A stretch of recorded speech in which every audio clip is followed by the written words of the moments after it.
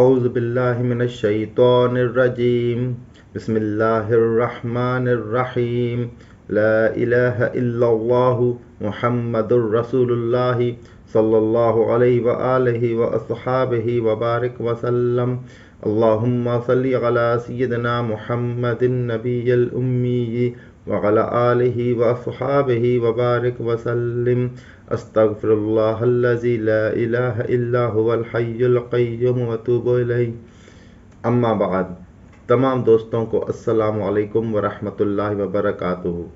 غوث اعظم پیران پیر دستگیر حضرت شیخ عبدالقادر جیلانی رحمۃ اللہ علیہ اپنی 7ویں مجلس میں فرماتے ہیں: اللہم صلی علی محمد وعلی آل محمد افرغ علینا صبرا وثبت اقدامنا وکسر عطاءک لنا وارزقنا الشکر علیہ الی آخر الدعاء۔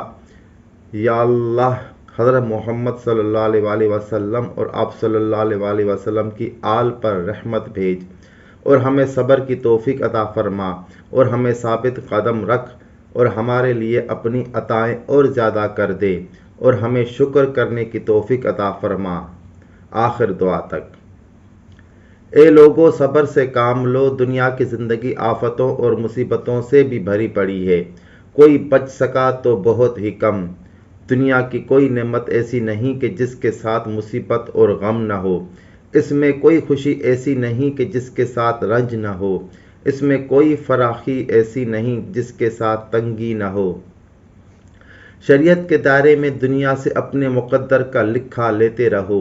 یقینی بات تو یہ ہے کہ دنیا کی لذتوں سے جو مرض لاحق ہوا، شریعت ہی اس کا علاج ہے۔ بیٹا، جب تو کسی کے دامن سے وابستہ ہو تو قسمت کا لکھا شرع کے ہاتھ سے لے۔ جب تو خاص دوست صدیق کے مرتبے پر پہنچے تو اپنا نصیب امر الہی کے ہاتھ سے حاصل کرو، اور جب تو فانی فی اللہ واصل اور مقرب بارگاہ ہو جائے تو الہی فعل کے ہاتھوں سے لے۔ پھر تجھے شرعی امور کا حکم دیا جائے گا اور ناپسندیدہ سے روکے گا۔ تیرے دل میں فعل کے لیے خود بخود تحریک ہوگی۔ اللہ کے بندے 3 طرح کے ہیں: عامی، خاص، خاص الخاص۔ عامی وہ مسلمان ہے جو پرہیزگار ہو، جو شریعت کا پابند ہو اور شرع سے کسی پل جدا نہیں ہوتا اور اللہ کے اس فرمان پر عمل پیرا ہو: وما آتاکم الرسول فخذوہ وما نہاکم عنہ فانتہوا۔ جو کچھ رسول اللہ صلی اللہ علیہ وآلہ وسلم نے تمہیں دیا ہے لے لو، اور جس چیز سے روکا ہے رکے رہو۔ جب اس کے حق میں یہ تمام ہوتا ہے اور اس کے ظاہر و باطن پر عمل کر چکے تو اس کا قلب ایسا روشن ہو جاتا ہے کہ وہ اس سے ہر شے کو دیکھنے لگتا ہے۔ اگر وہ کوئی چیز شریعت کے دائرے میں حاصل کرے تو اس کے لیے اپنے دل سے یقین چاہتا ہے اور الہام ربانی کا منتظر رہتا ہے، کیونکہ الہام ربانی ہر شے میں عام ہے۔ ارشاد باری تعالیٰ ہے: فَأَلْهَمَهَا فُجُورَهَا وَتَقْوَاهَا۔ اس نے نیکی اور بدی اس کے دل میں ڈال دی ہے۔ وہ اپنے دل سے اعتبار چاہتا ہے اور الہام ربانی کا منتظر رہتا ہے۔ اس کی پہچان یہ ہے کہ وہ ظاہر امر پر عمل کرتا ہے، اور وہ ظاہر امر یہ ہے کہ جو کچھ اس معیشت تیار کرنے والی دکان میں ہے، دینے والا دے رہا ہے، سب اس کے ہاتھ میں اور ملکیت میں ہے۔ پھر یہی عام خاص بن کر اللہ کی طرف رجوع کرتا ہے اور اپنے دل سے اعتماد چاہتا ہے اور دل کے نور سے روشنی حاصل کر کے اس بارے میں امر الہی کو دیکھ لیتا ہے۔ یہ مقام تب حاصل ہوتا ہے جب وہ شریعت پر عمل کرتا ہے اور اس کے ایمان کی قوت اور توحید کی قوت اور قوی ہو جائے اور اس کا دل خلقت اور دنیا سے الگ ہو جائے، دنیا کے جنگلوں اور دریاؤں کو عبور کر لے۔ اس مقام پر صبح صادق نمودار ہوتی ہے اور سب طرح کے انوار، نور ایمان، نور قرب الہی، نور عمل، نور بصر، نور تحمل و اطمینان حاصل ہو جاتے ہیں۔ یہ ثمرات شرعی حقوق ادا کرنے کے بعد اس کی مطابعت کی برکت سے حاصل ہوتے ہیں۔ اور خاص الخواص یہ لوگ ابدال ہیں۔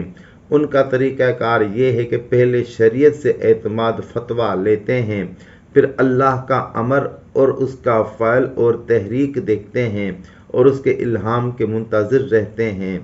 ان تینوں طبقوں کے علاوہ تباہی در تباہی، بیماری، حرام در حرام، دین کے سر کا درد، دین کے دل کا پھوڑا ہے اور بدن میں سل کا مرض ہے۔ اے لوگو، اللہ تعالیٰ طرح طرح سے اپنے تصرفات سے تمہارے احوال میں تبدیلی لاتا ہے تاکہ دیکھے کہ تم کیسے عمل کرتے ہو۔ تمہارے اعمال اس کی نظر میں ہیں۔ تم ثابت قدم رہتے ہو یا لڑکھڑا جاتے ہو، امر الہی کی تصدیق کرتے ہو یا انہیں جھٹلاتے ہو۔ جو شخص رضا الہی میں راضی نہ ہو اس کی ہم نوائی نہیں ہوتی، نہ ہی توفیق دی جاتی ہے۔ جو قضاء الہی میں راضی نہیں اللہ بھی اس سے راضی نہیں۔ جو خود نہیں دیتا اسے بھی نہیں دیا جاتا، جو کسی سے نہیں ملتا کوئی اس کے پاس بھی چل کے نہ آئے گا۔ جاہل آدمی، تیرا خیال ہے کہ اللہ تیری مرضی منشا سے تغیر و تبدل کرے؟ کیا تو دوسرا الہ ہے کہ اللہ تیری موافقت کرے؟ یہ تو الٹا معاملہ ہے۔ تو اس کے خلاف کرتا کہ ہدایت پائے۔ اگر اللہ نے تقدیر نہ بنائی ہوتی تو جھوٹے دعوے نہ پہچانے جاتے۔ جواہر کی پرکھ تجربوں سے ہوتی ہے۔